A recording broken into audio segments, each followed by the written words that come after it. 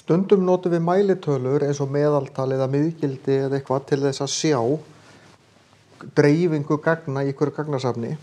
Hérna erum við með lítil gagnasöfn.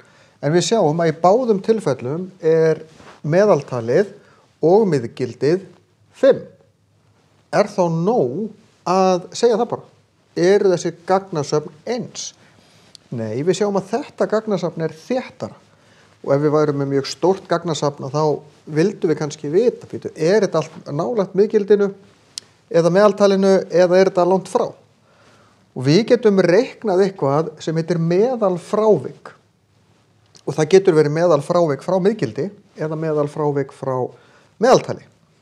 Og ég ætla að sýna ykkur hvernig það gert.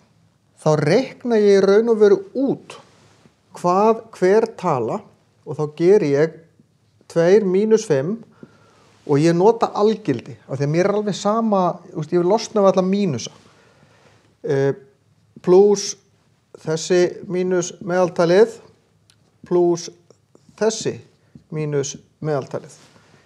Deilt með fjölda talna sem eru 3. Út úr þessu kemur 3, plus 0, plus 3, deilt með 3, þetta eru 6, deilt með 3, meðalfrávikið hérna eru 2. Hvað gerist hér? 4 mínus 5 í algildi plus 5 mínus 5 í algildi plus 6 mínus 5 í algildi. Hérna 1 plus 0 plus 1 deilt með 3. Þetta 2 yfir 3.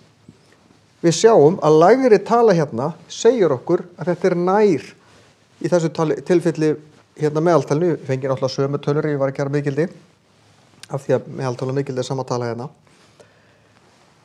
Ég sé eftir því sem talan minni þá þetta nær meðaltalinu, stærri tala, þá eru fleiri gögn og þetta gefur mér ágættar upplýsingar gagnasafnið eða gagnasöfnin sem ég að horfa á.